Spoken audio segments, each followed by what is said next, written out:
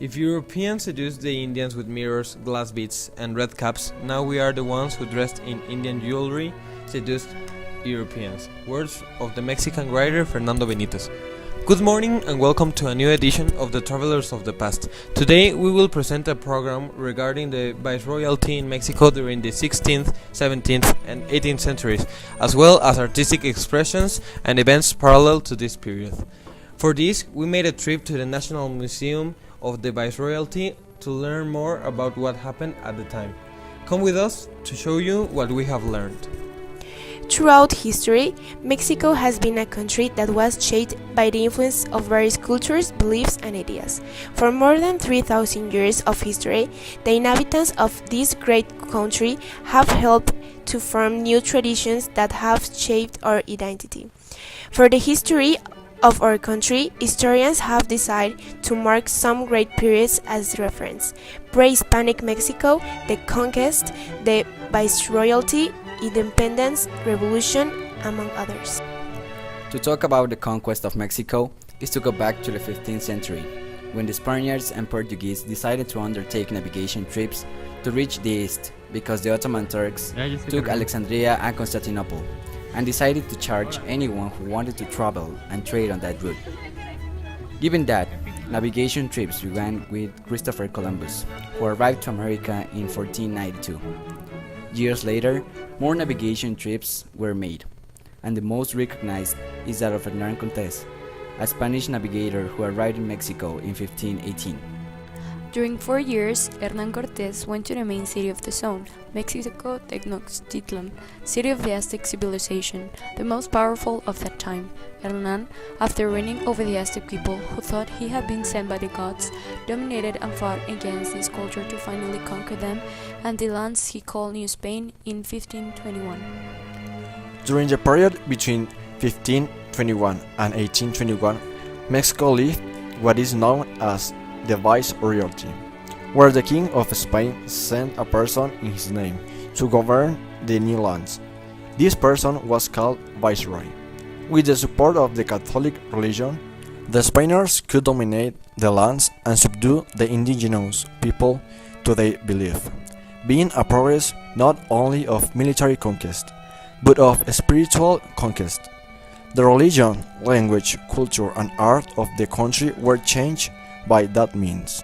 As time passed, New Spain and its inhabitants became a mixture of the miscegenation as the cultures were mixed. Spaniards and Indians, Asians, Europeans, and Africans came to Mexico in different conditions and with different reasons, creating a multicultural identity, the current Mexican. The importance of the colony is determinant for the universal history, since from that moment America became part of the world that the Europeans knew. Similarly, art and culture in the colony in the 16th, 17th, and 18th centuries had particular manifestations such as the Baroque.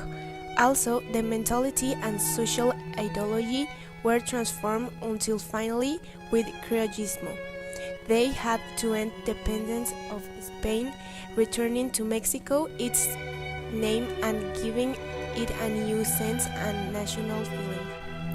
The National Museum of the Viceroyalty is one reason why Mexico should have recognition as World Heritage, since it embodies part of our wealth as a country.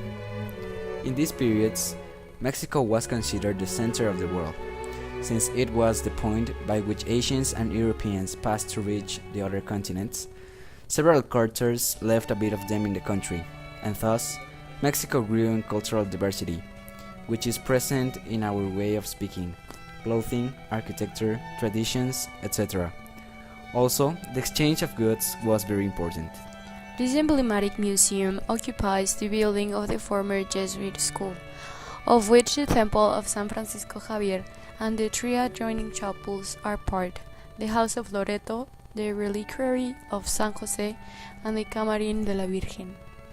The period that it exhibits is from 1606, when the Jesuits arrived in Tepoztlan, where they built an evangelizing preparation institution, and they were the 4th evangelizing order of the Catholic religion brought from Spain. In first place, the Franciscans, Dominicans, Augustinians, Jesuits, Carmelites, and finally Mercedaries, who have their shields in several exposed altar pieces inside this former school.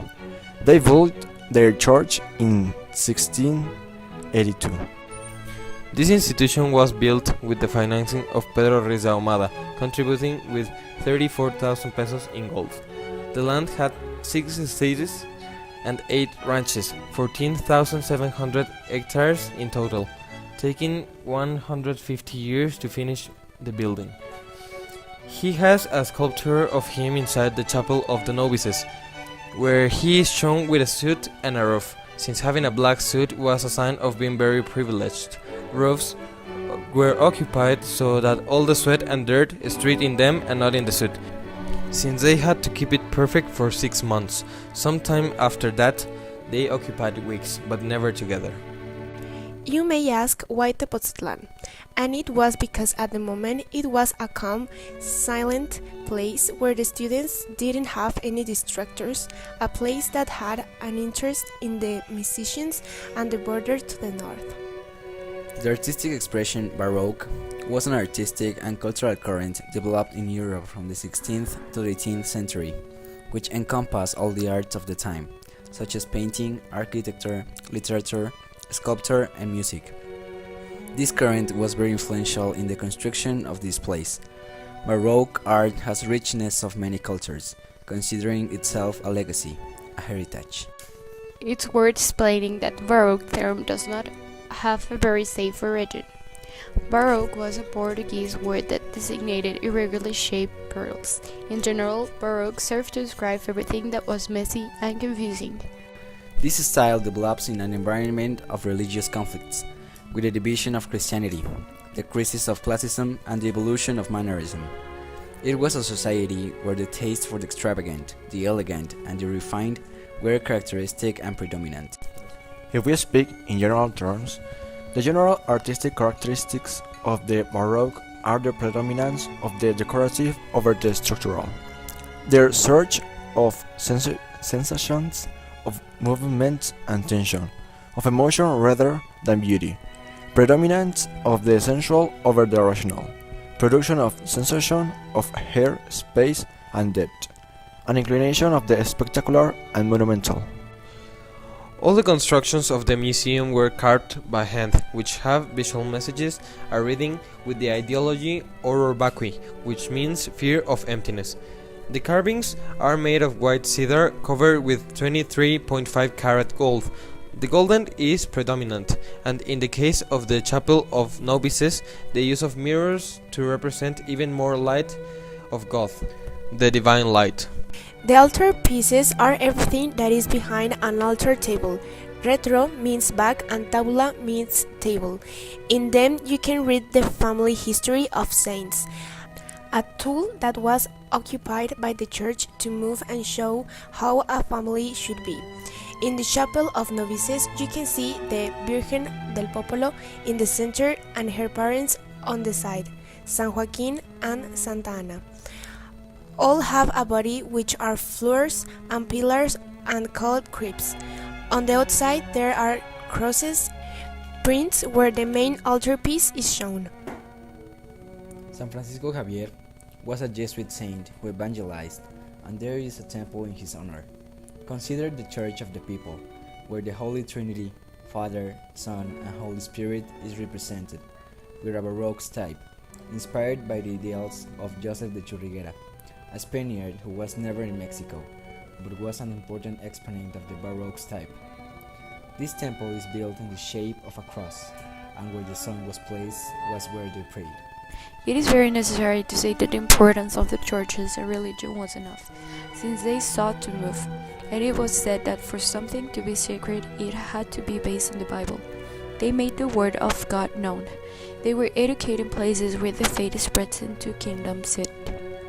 The house of Loreto was the house where Maria reigned, house where the Archangel Gabriel told her that she would be the mother of the Son of God, where the Verb became flesh, and this house was the midst of crusades between Muslims and Christians. The angels took that house Florence to Loreto, Italy. Inside, you can see the Camera della Virgen, an intimate place embellished with jewels, with tiles from 1733 and Baroque paintings inside. The orchard was a place where they cultivated fruits such as olives, oranges, legumes, vegetables, fruit trees, etc. And the patio of orange trees was a place where they rested.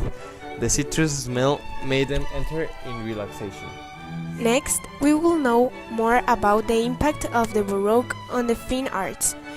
In this case, on the arts of this era of the Viceroyalty of New Spain, literature is one of the most important and significant fine arts in humanity. Regardless of the time of which we are speaking, it has always been part of our history and has served to gather information and culture of different people around the world.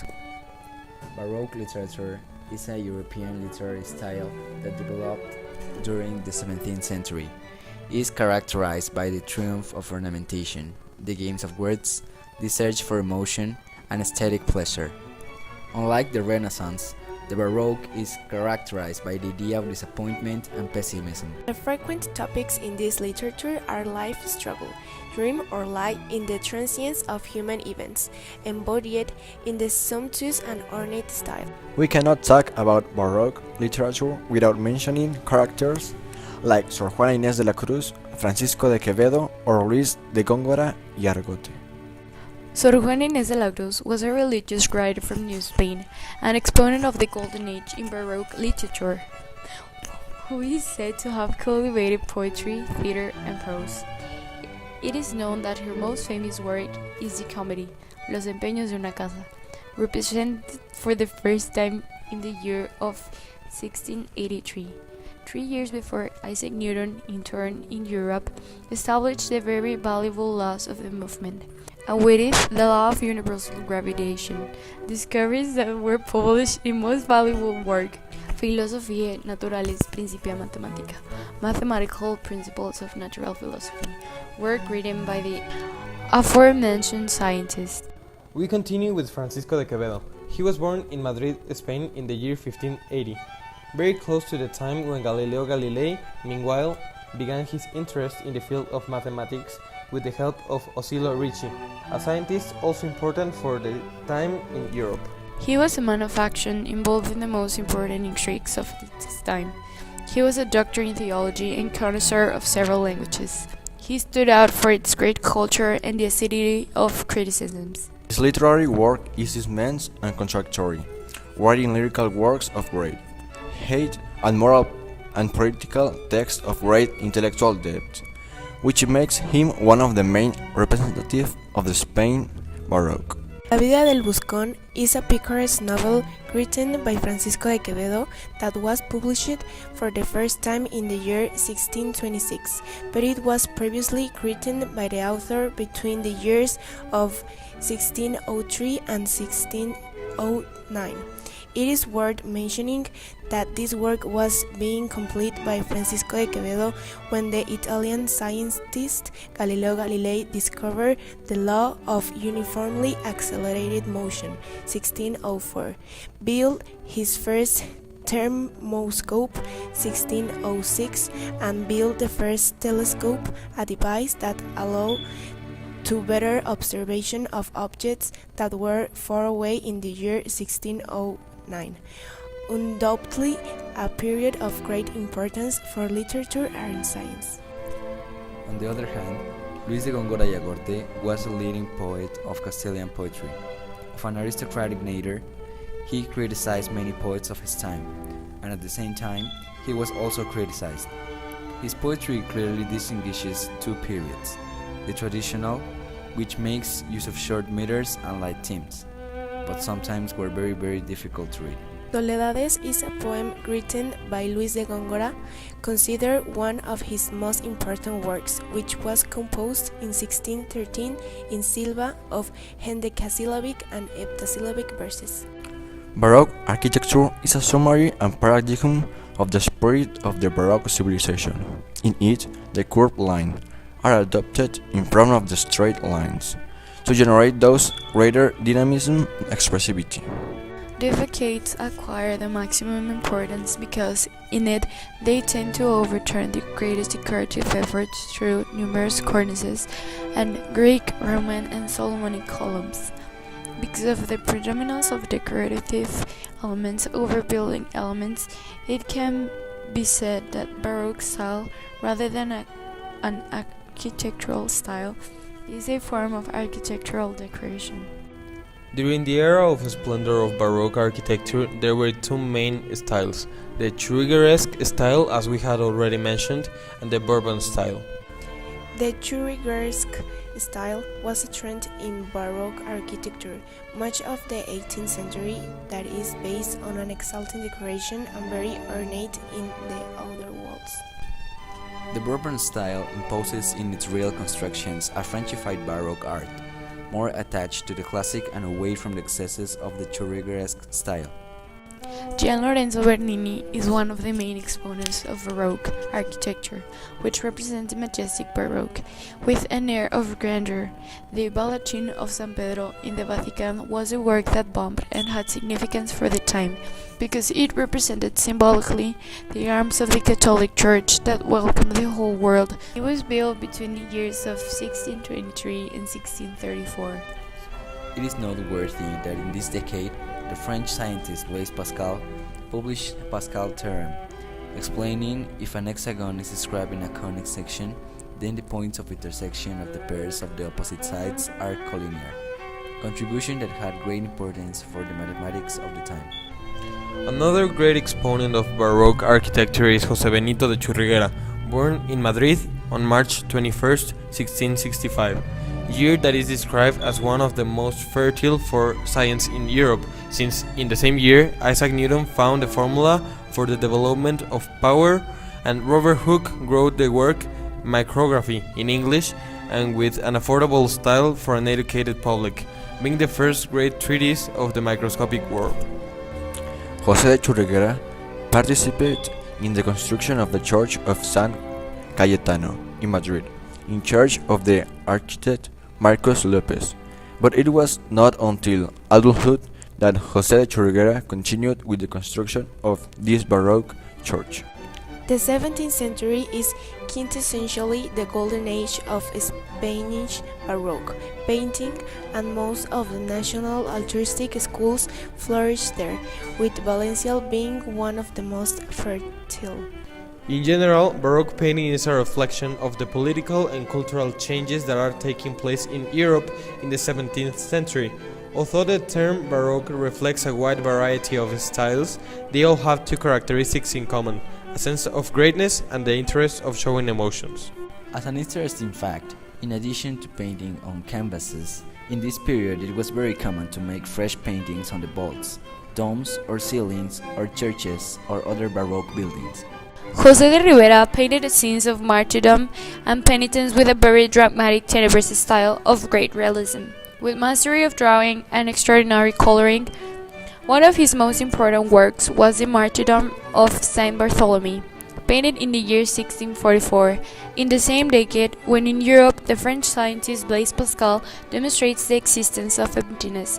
In 1647 and in 1648 establishes his famous principle of Pascal, establishing that when pressure is exerted at some point of confined fluid, this pressure will be exerted at all points of this fluid. Baroque sculpture acquires a decorative role in the general composition of the work. In them, we emphasize its complicated structure and dramatic vivacity. The Baroque sculptures are distinguished by their great movement and dynamism. The images show violent, slow, and exalted passions. The Spanish Baroque sculptures has a series of characteristics. Religious themes predominate, exaltation of realism. For this purpose, they use hair pieces such as royal hair, royal crown, eyes and glass tears, etc. They came to create images of clothing in which they performed meticulously head, hands and feet to dress them with real clothes. The main client of this work was the church, and in second place the court. The decay of the funerary sculpture occurs. The work decorate altarpieces, choir stalls, and the famous steps of Holy Week, and they use polychrome wood as their preferred material. As for architecture, Gian Lorenzo Bernini is the main exponent of Baroque sculpture. Bernini had the ability to create in his sculptures very dramatic narrative scenes, to capture intense psychological states, and also to compose sculptural sets that combine a magnificent grandeur. His ability to sculpt marble led him to be considered a worthy successor to Michelangelo. The David was one of the most important works of Bernini, sculpted between the years of 1623 and 1624. It has a real size of 170 centimeters and is executed in marble with a technical virtue. It is currently exhibited at Galleria Borghese. In comparison with other past versions of the theme, such as the famous statue of David by Michelangelo, paradigmatic qualities of Baroque sculpture are shown.